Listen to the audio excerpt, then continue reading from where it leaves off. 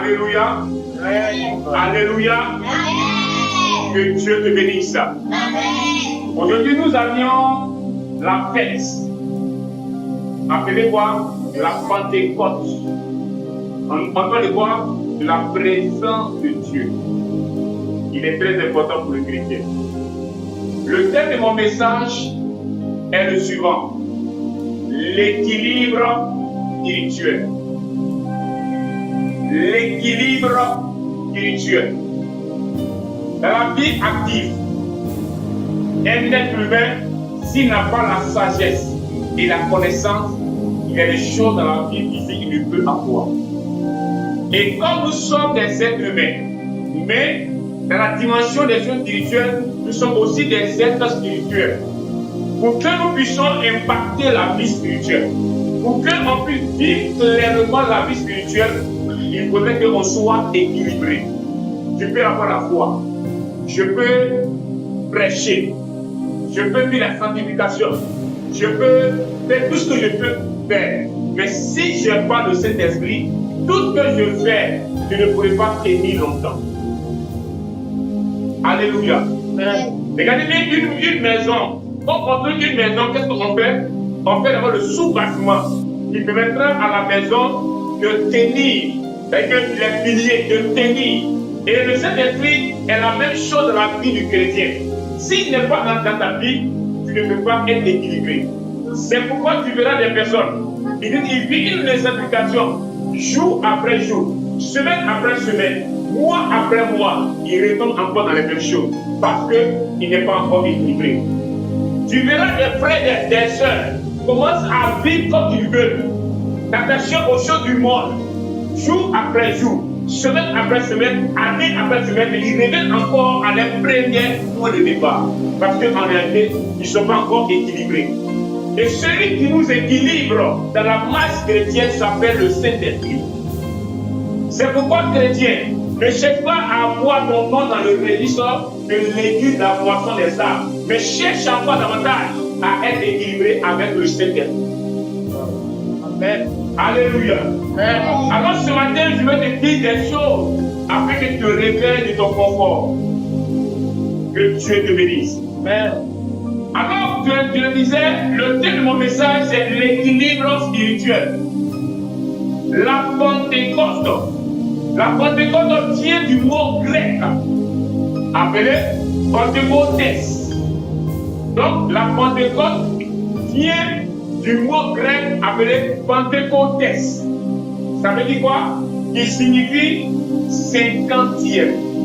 On dit Pentecôtes ou Pentecôte, ça veut dire 50e. C'est-à-dire qu'après 50 jours, quand Jésus-Christ est mort, il est ressuscité, après 50 jours que le Saint-Esprit est venu. C'est qu'on dit Pentecôte. Alléluia. Amen. Alors, c'est une fête chrétienne qui est célébrée le jour où les 12 apôtres ont reçu le Saint-Esprit, qui est l'une des 3 manifestations de Dieu. On entend parfois enseigner Dieu le Père, Dieu le Fils, Dieu le Saint-Esprit.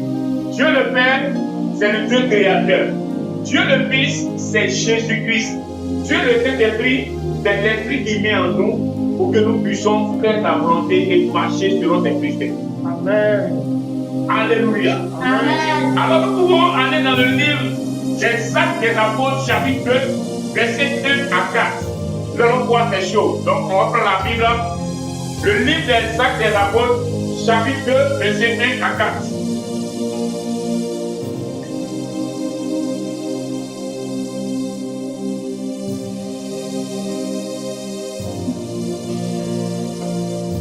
Donc, le livre des Actes des Apôtres,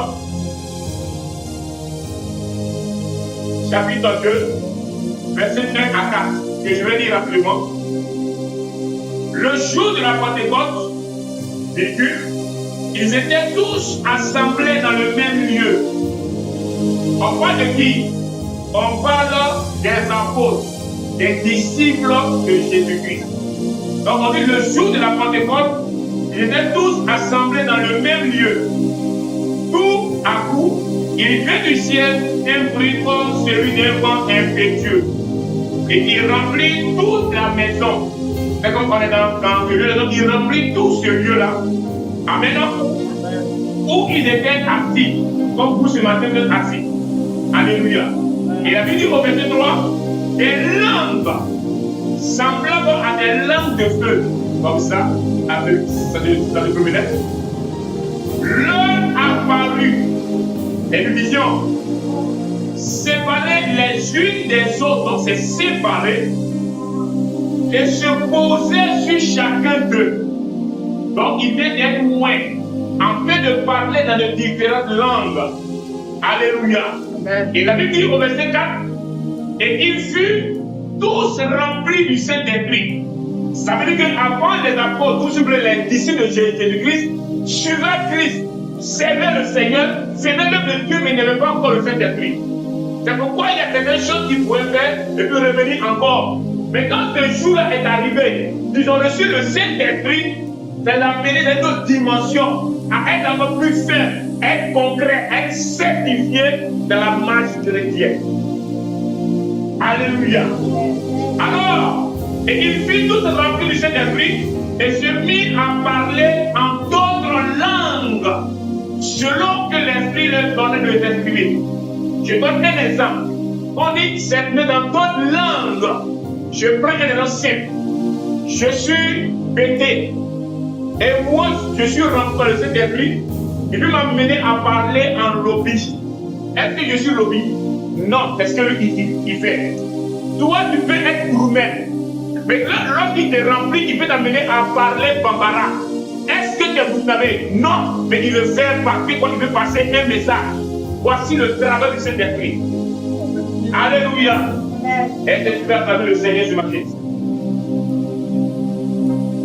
Alors, j'ai terminé mon message. La Pentecôte a lieu 50 jours après la fête de la Pâque. Pour ceux qui prennent note, la Pentecôte a lieu 50 jours après la fête de la Pâque. 50 jours précisément après la résurrection de Jésus-Christ. Mais là, maintenant, la présence du Saint-Esprit que nous recevons, le Saint-Esprit en face de la Pentecôte. Alléluia. Amen. Je vais encore plus loin. La vérité que tu dois savoir. L'Esprit de Dieu nous introduit dans toute la vérité. Est-ce que tu le sais? Il nous introduit dans toute la vérité. Voilà. Il nous introduit dans toute la vérité. Ce que tu dois savoir, le Saint-Esprit peut te révéler des yeux cachés. Le dimanche passé, on a vu ici l'histoire de qui? Géasi et son maître, Élisée le prophète. Les Syriens étaient en guerre contre eux. Mais qu'est-ce qui permettait aux prophètes de pouvoir révéler leur plan dans le secret? C'est la présence de Dieu qui lui permettait de révéler, en fait, de dire à son peuple. Amen. Donc, l'Esprit de Dieu nous introduit dans toute la vérité. C'est que les choses qui sont cachées pour les hommes, mais lui te révèle ça. Alléluia.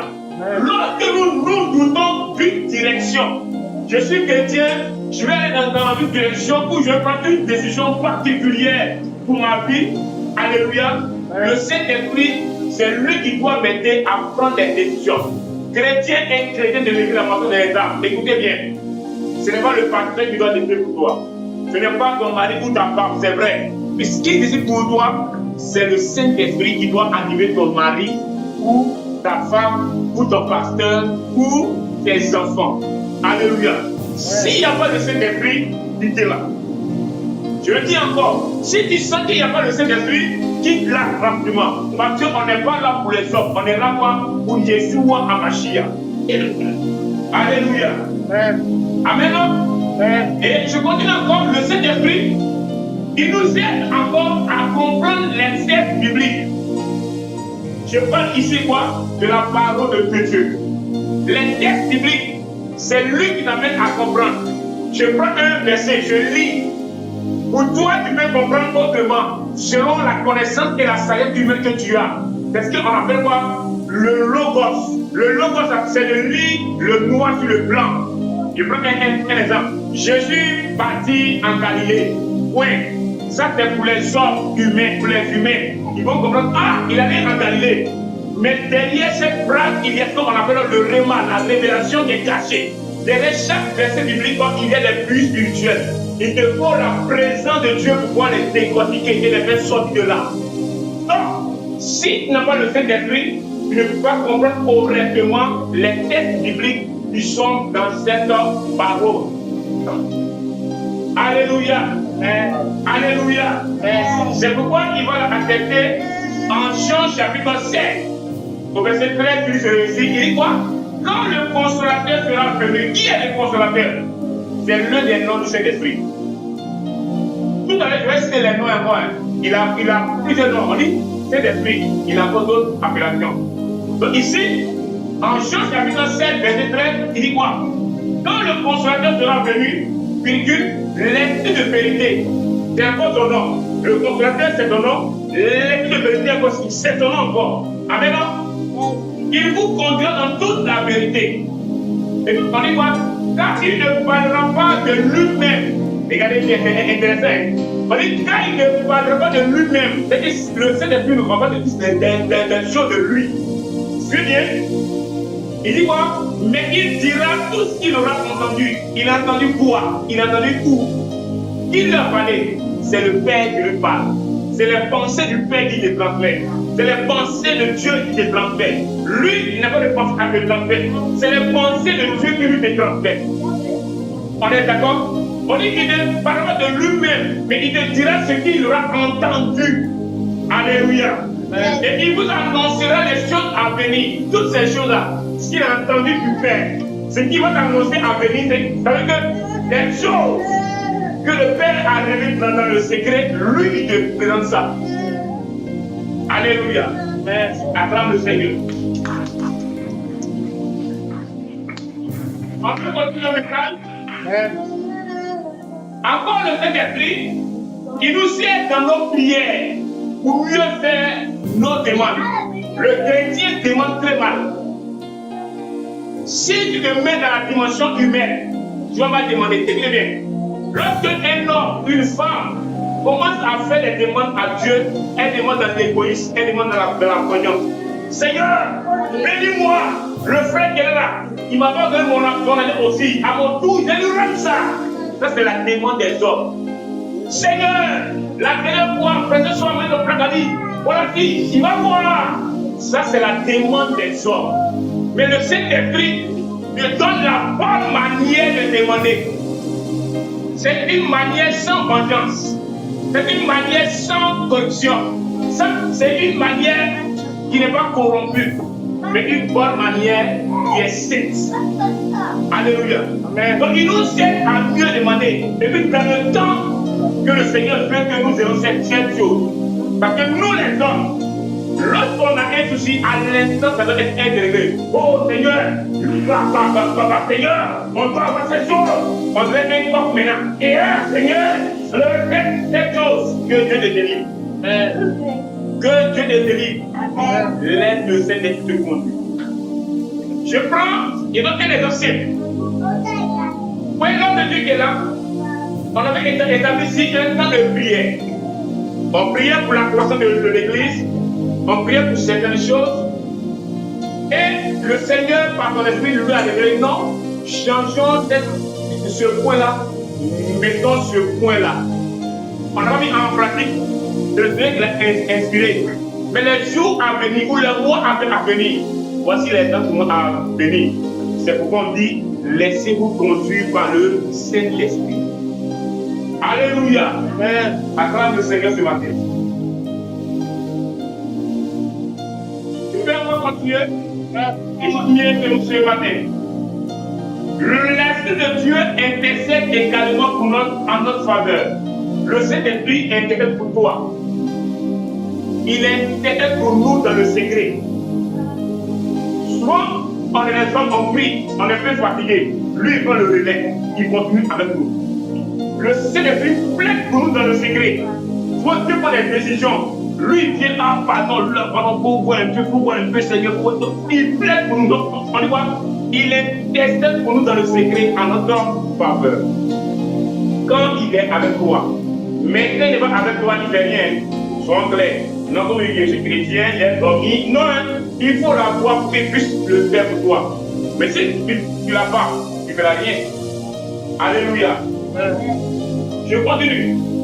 Voici quelques appellations du Saint-Esprit. Quelques appellations du Saint-Esprit pour les différents. Je vais lui donner des différents points. Quelques appellations du Saint-Esprit.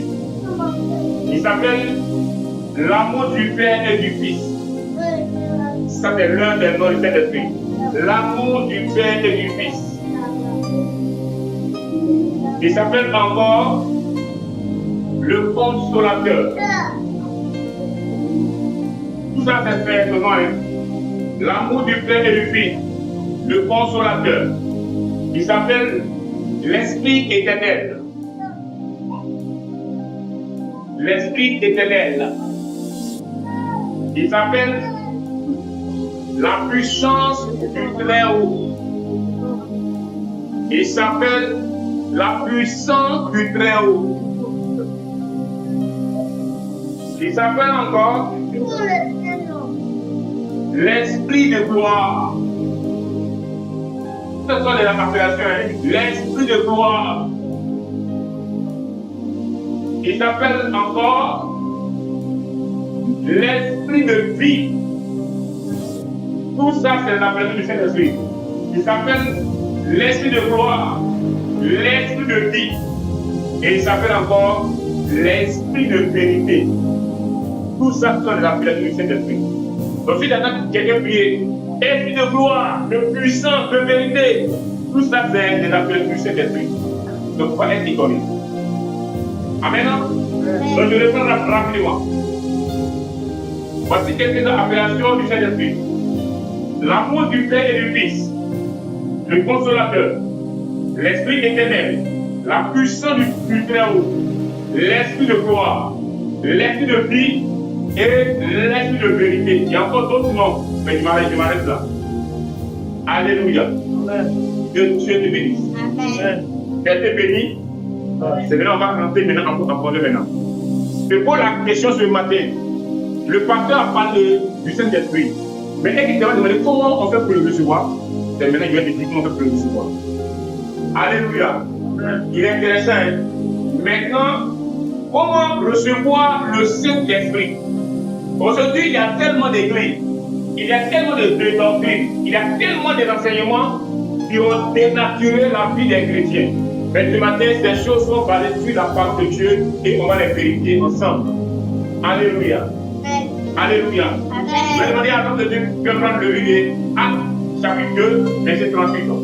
Actes chapitre 2, verset 38. Tout à l'heure, il va nous donner cette lecture. Actes chapitre 2, verset 38. Écoutez bien. Comment recevoir le Saint-Esprit? C'est ça que je vais te parler maintenant. J'aimerais que tu suives bien ici, écoute bien, ça va bien bien. Peut-être que tu es un chrétien, tu penses que tu as le Saint-Esprit, tu ne l'as pas encore. Donc écoute ce message. Comment recevoir le Saint-Esprit? Vous avez le Saint-Esprit lorsque vous venez à Jésus-Christ. Alléluia. Donc pour recevoir le Saint-Esprit, voici une chose qu'il faut faire d'abord. Il faut accepter Jésus-Christ comme ton Seigneur et ton Sauveur. Il n'est pas de venir, oh Seigneur, je te reçois. Non. La décision vient du cœur. Si elle n'est pas sincère, le Seigneur de Jésus-Christ ne peut pas venir s'asseoir sur ton cœur. Ce que tu vois en ce matin, je t'informe. Le cœur de chacun de nous ici est le trône de Jésus-Christ.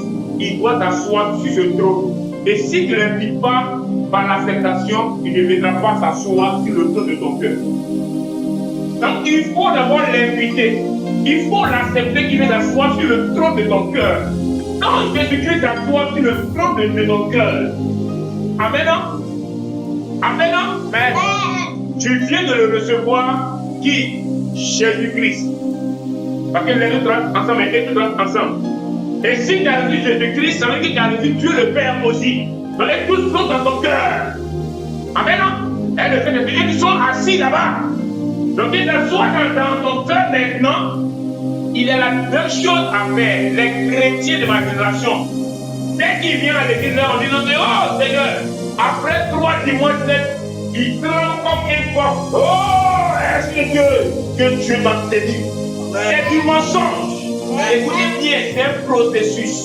Dieu n'est pas dans le désordre. Après avoir accepté le Seigneur Jésus-Christ, tu commences à travailler ta vie. Et comment tu viens là?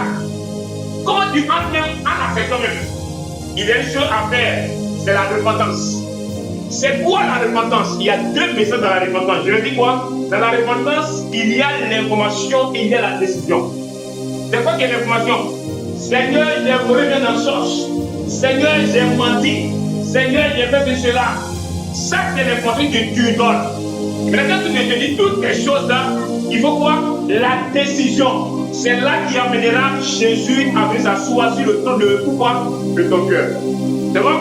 Quand il est assis maintenant, tu commences à travailler ta vie en suivant la parole de Dieu, en priant, en jeûnant, en suivant les préceptes de Dieu. Maintenant, on doit te baptiser d'abord par quoi? Immersion. On ne suit pas les étapes. Arrêtez ça. Arrêtez ça. Non. Après la révélation, on vient d'abord au baptême d'eau. On doit te baptiser par immersion. Et après le baptême d'eau, viendra comme maintenant le baptême du Saint-Esprit.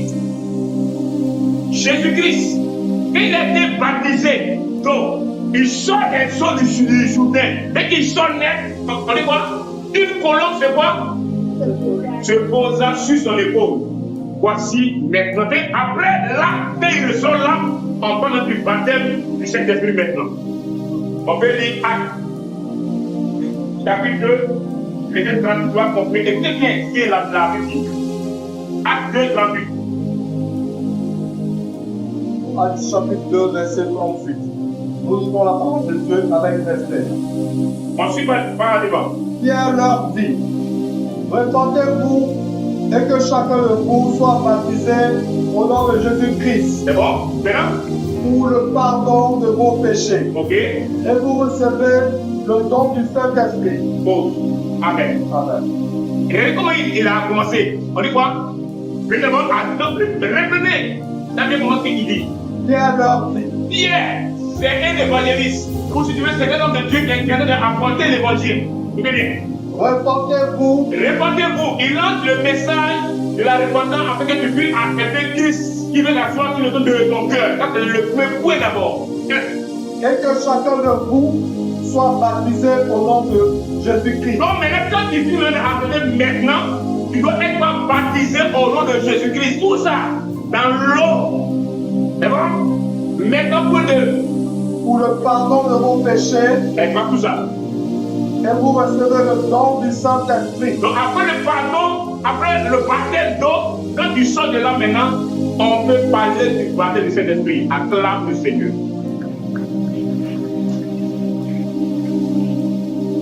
Alléluia. Dieu te bénisse ça. Amen. Maintenant, le Saint-Esprit là, il est tellement doux. Écoutez bien, c'est très intéressant. Le Saint-Esprit là, quand il vient dans ta vie, il va créer des fruits dans ta vie. Lui va dire il y a des fruits. Et des fruits, il va te transmettre ça. Il va être un ancien. On dit lui là, il aime pas là. Lui là, il aime trop manger. Et puis, il commence à venir à l'église. Il vient à Dieu, puis il a accepté. On voit que maintenant, on dit par là, il est loin. On dit manger, il mange un peu comment, mais il est dans un coin. On dit quoi? Il a. Non, il va te dire qu'il a quoi? Changé. Qu'est-ce qui a fait qu'il a changé? C'est le Saint de te amener à changer. Donc Dieu aussi, il sait que quand tu viens à lui là, s'il ne met pas ça dans la vie des gens, ça va devenir comme ça. Donc il doit mettre dans la vie des gens pour que chant devienne quoi? Le modèle qu'il lui veut, mais pas que le chant veut. C'est bon? On dirait que ça rentre bien. Du souris, la grande Seigneur. Maintenant, je dois te donner à l'homme de Dieu dans Galates chapitre 5, verset 22. Les fruits qu'il veut mettre dans ta vie là, on va dire maintenant, vendre des fruits. Galates chapitre 5, verset 22. Nous lisons la parole de Dieu avec respect. Amen. Mais le fruit de l'esprit, c'est l'amour. Pause. Donc, il vit dans ta vie, il met l'amour dans ton cœur. C'est bon? L'amour, c'est pour aimer tes prochains. L'amour pour faire le travail de Dieu. On est d'accord? Donc, il met dans ta vie l'amour. Je dis la vérité. L'homme, en réalité, là, l'homme, il est égoïste. L'homme n'aime pas partager. L'homme n'aime pas donner. Mais quand le fait mettre l'amour dans ton cœur, il change ton cœur. Maintenant, quand tu reçois, tu partages. Tu aimes tes frères, tu aimes tes soeurs. C'est ce qu'il fait. L'amour. C'est l'amour. La joie. Il met la joie dans ton cœur. Pause. Il y a un fils qui me dit, Jacques, il me dit tous les moments qu'il travaille, il fait tout. Mais une prière conduite par le Saint-Esprit a mis une joie dans ton cœur. C'est pas la joie quand tu as préparé et tu te souviens. Non, c'est une joie qu'on ne peut pas expliquer. Je dis en même temps, c'est une joie qu'on ne peut pas expliquer. C'est bon? Donc c'est cette joie-là. Quand il est dans ton cœur là, il y a pas de chose. Tu n'as pas l'argent. Tu n'as pas appris, tu t'en fous. Tu es quoi? Tu es content. On y va. C'est l'amour, la joie, la paix, la patience, la bonté, la bénignité, la fidélité, la douceur, la tempérance. Amen. Donc c'est comme 9. C'est 9 fruits. Donc tout ça, il met dans ton corps. Ça quand tout dans ton corps, il a changé. D'abord, non, ça quand tout dedans, il a changé. C'est ce qu'il met dans ton corps. Donc ça fait quoi? La transformation. Avant, le petit n'est pas donné. Avant, le petit n'est pas partagé. Donc c'est ce qu'il fait. Il met ça en toi pour t'amener à devenir le modèle que lui recherche. Mais pas que toi tu le fais. C'est bon? Maintenant, donc ça c'est quoi? Quels sont les fruits? C'est des fruits. Donc je l'ai cité et donc il met ça en toi. Pourquoi maintenant le toi? On a parlé du Saint-Esprit. On a dit maintenant quels sont les fruits. C'est bon? Maintenant, je vais te parler quel est le rôle du Saint-Esprit maintenant. Son rôle dans ta vie maintenant. On peut aller? On ne suit pas devant. Tu vas dans le rôle de qui il fait dans ta vie. Quel est le rôle du Saint-Esprit maintenant? Écoutez bien. Lorsque vous regardez Romains 8, verset 26. Voilà, Romains 8, verset 26. On ne suit pas devant. Regardez qui il fait le rôle du Saint-Esprit dans ta vie. Quand tu le reçois.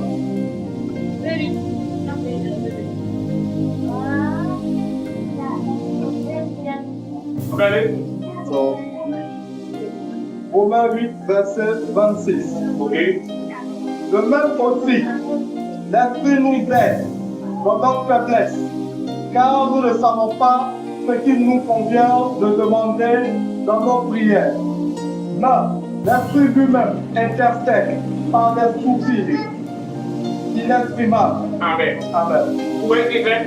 Donc, voici le rôle du Saint-Esprit dans ta vie.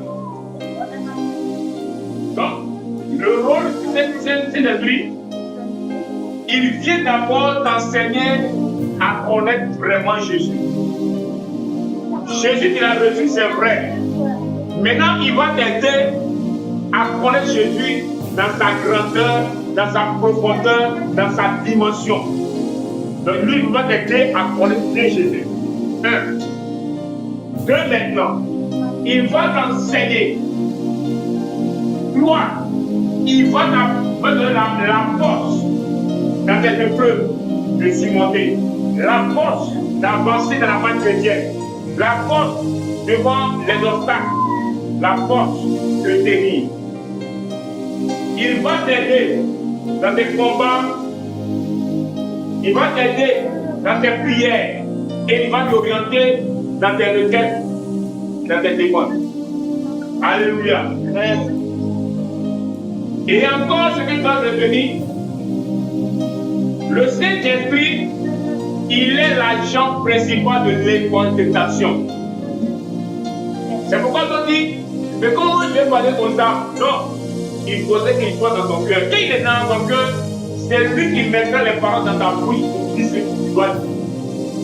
Mais si tu continues ton intelligence, La connaissance ne pourra jamais évangéliser, ne pourra jamais enseigner, ne pourra jamais exhorter.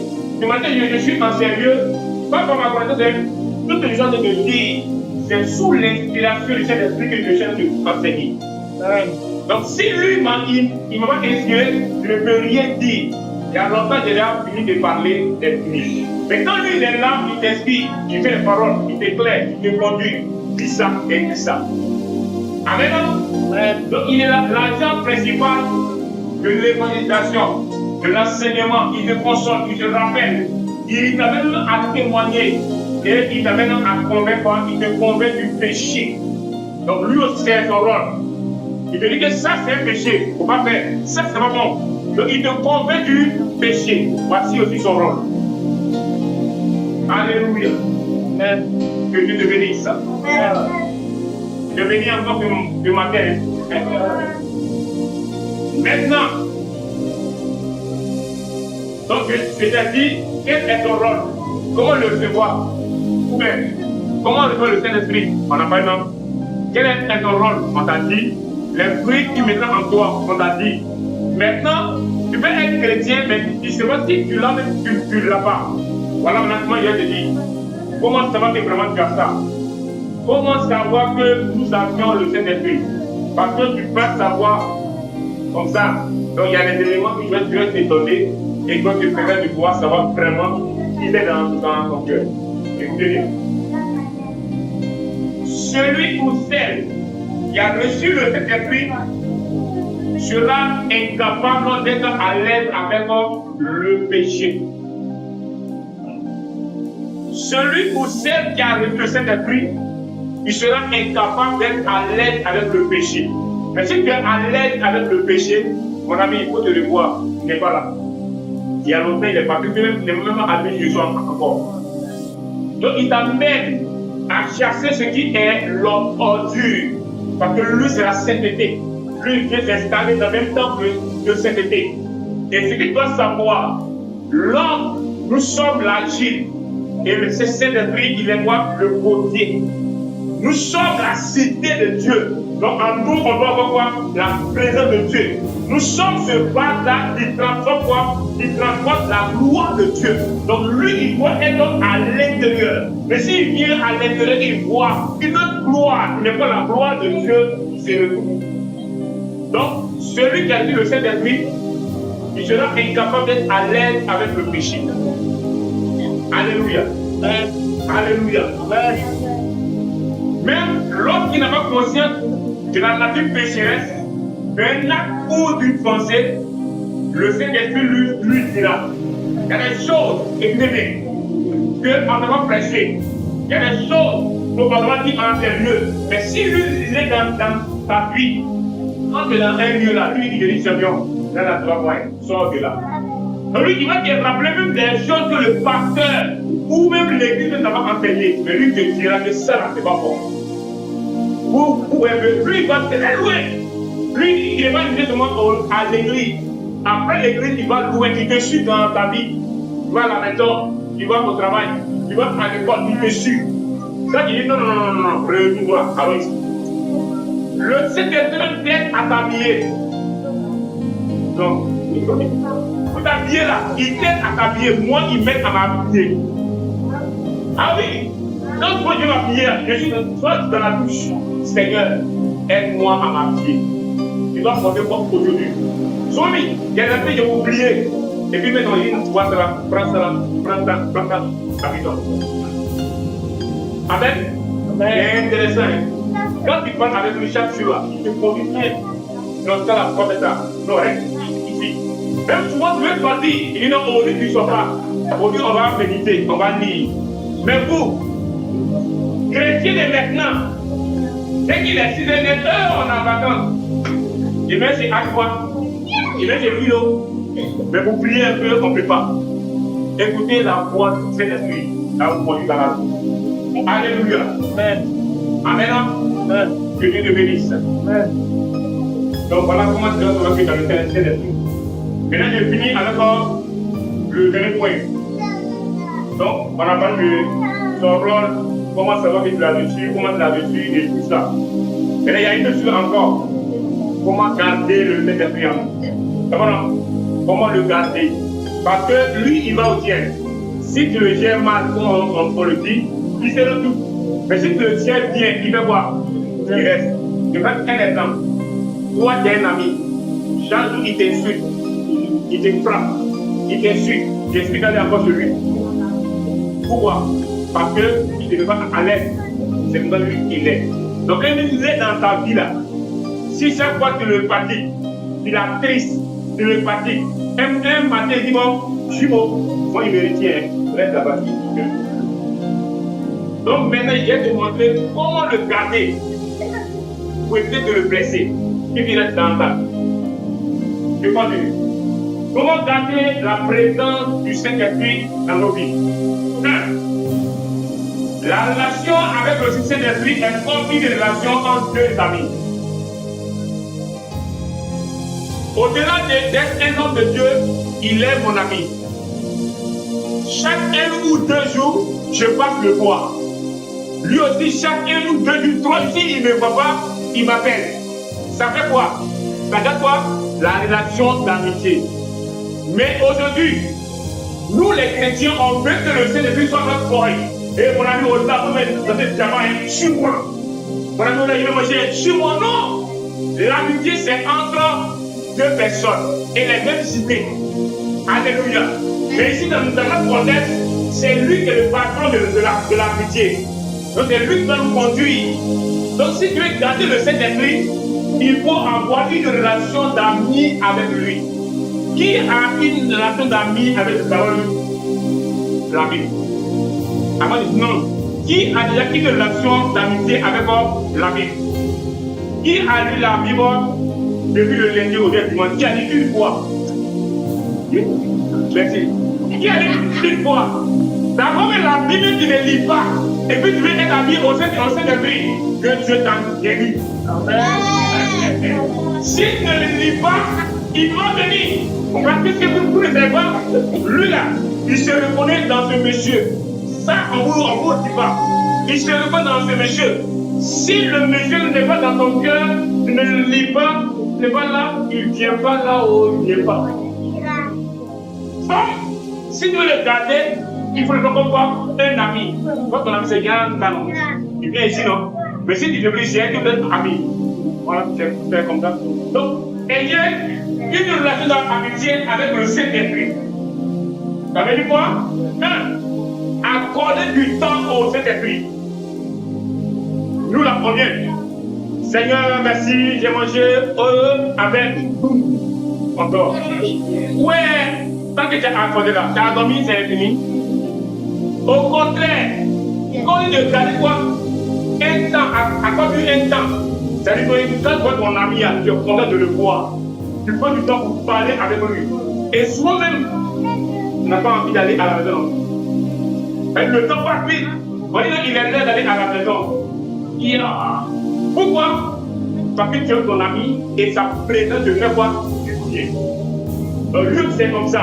Donc, pour qu'il puisse être dans ta vie, accorde du temps au Saint-Esprit. Le Saint-Esprit vit comme nous. Il parle comme nous. Ah oui? Il parle comme nous, il vit comme nous. Il a la joie. Donc, c'est la joie là qui met dans nos cœurs. Quand on dit on parle qu'il là. Il a la joie, il a la paix, il a la vie, il a tout.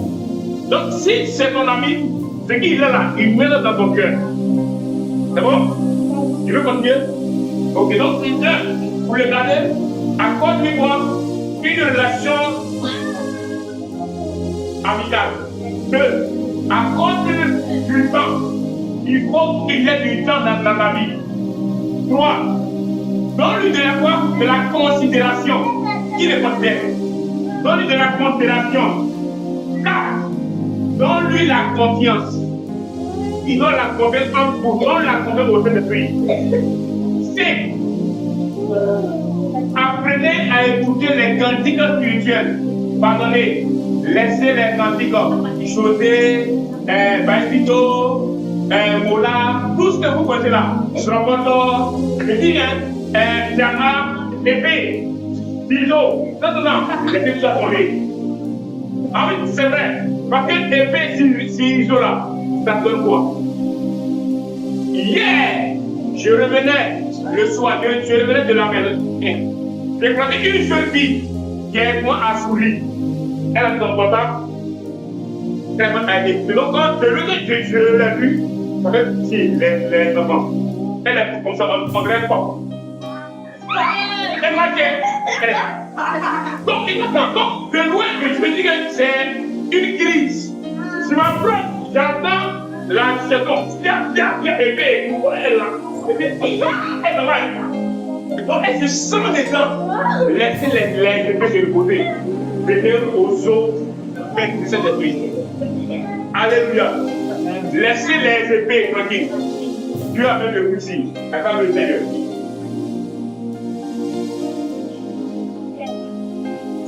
Amen. Donc, écoutez les candidats spirituels.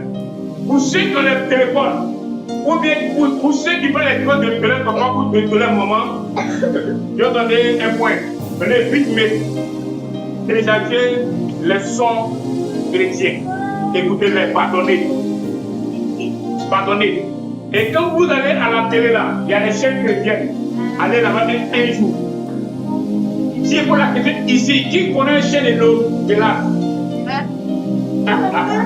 Donc même les enfants qui connaissent chaîne chrétienne, le numéro. Oui, mon David. 284, ok. Combien? 214. C'est quoi là-bas? Ok, et toi? Oui, qui connaît quoi? Oui. Ah, donc vous connaissez. C'est bien. Mais pardonnez, regardez. Amen. Acclame le Seigneur. Maintenant, tout soit fort, pour entrer à présent du Saint-Esprit. Évangéliser. Il y a un monsieur qui est là, il vient ici. Il y a un monsieur qui venait ici à l'église. Il a évangélisé. Et puis avec lui-même, il a disparu.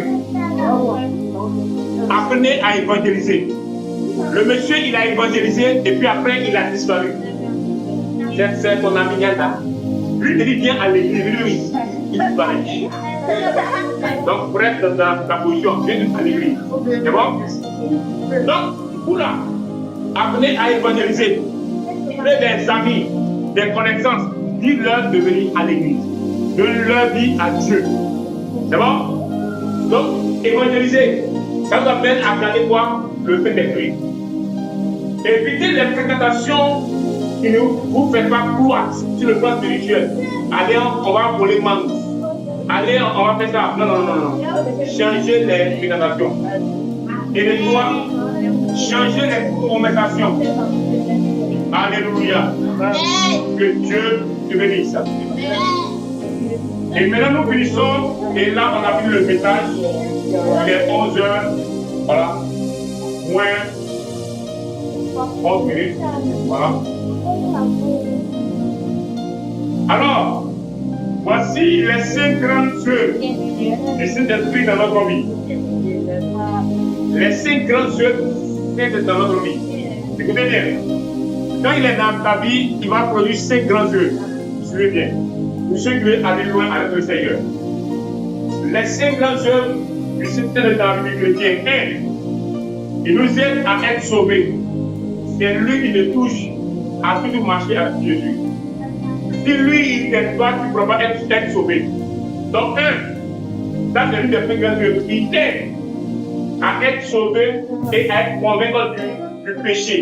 Donc, il t'aide à être sauvé. Ça c'est un péché ou des péchés, ne le fais pas. 2. C'est le Saint-Esprit qui met dans ton cœur la soif et la faim de Dieu. S'il ne le fait pas là, tu ne peux pas avancer. Au lieu d'annoncer on a beaucoup de chrétiens rétrogrades. Il vient 1 jour, 2 jours, 3 jours après, il disparaît totalement, on ne le voit plus. Parce qu'il ne vient pas dans son cœur. Donc lui, il t'aide à avoir la soif et la faim de Dieu dans ton cœur.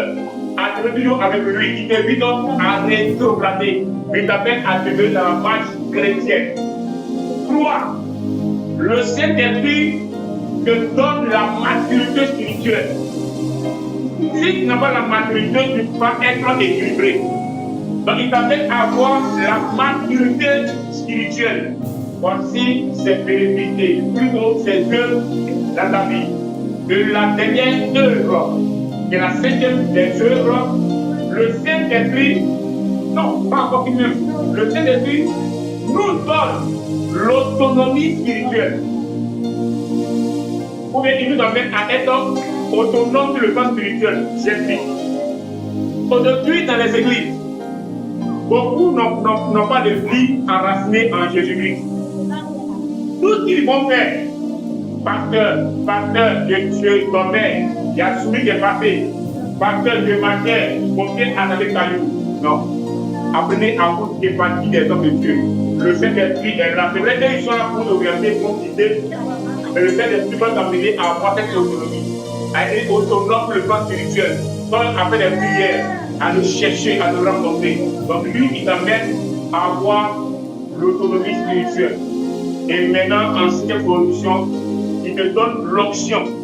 L'onction qui va t'aider dans tes prières, dans tes combats, dans ce que tu as fait. Donc, l'onction est la puissance qui produit le Saint-Esprit. Et bon, donc je vais prendre rapidement. Les grandes œuvres du Saint-Esprit. 1. Il nous aide à être sauvés et nous convainc du péché. 2. Le Saint-Esprit il met dans nos cœurs la foi et la paix d'aimer Dieu toujours. 3. Il nous donne la maturité spirituelle. 4. Il nous donne l'autonomie spirituelle. Et 5. Il nous donne l'onction. Voici les 5 grands œuvres du Saint-Esprit dans nos vies. Alléluia. Et pour finir, quand il y a tout ça, à la fin, on a des bénéfices. Donc, les bénéfices du Saint-Esprit, et puis on a fini notre message du jour. Quand il est dans ta vie, les bénéfices du Saint-Esprit dans ta vie, quand il est dans ta vie, il enlève, il fait disparaître la peur. Tu n'as plus peur maintenant. Il enlève la peur dans ton cœur, grâce à ton amour. Donc le Saint-Esprit enlève quoi? La peur. Il fait la peur de ton cœur. 1. 2. Il nous fait sortir du découragement. Pour les jeunes qui sont découragés, le Saint-Esprit les fait sortir du découragement. 3. Le Saint-Esprit guérit nos blessures et les remplace par la paix. Donc il guérit des blessures, des offenses et il les remplace par la paix. Alléluia. Pas les bénéfices du Saint-Esprit. Il guérit des blessures et les remplace par la paix. Amen. Amen. Et le Saint-Esprit te libère de la paresse spirituelle. Il y a des gens qui n'aiment pas prier. Ils n'aiment pas prier quand ils église. Ils sont énervés comme ça. Yeah, on va prier encore. Yeah. Que Dieu te délivre.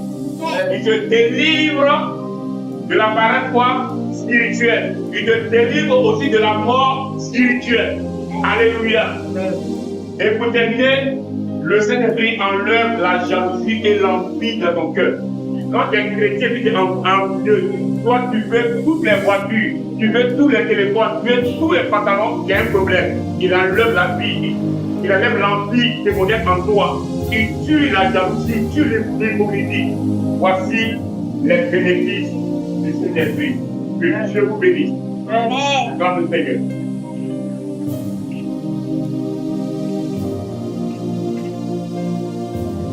Ce matin, qui a été béni?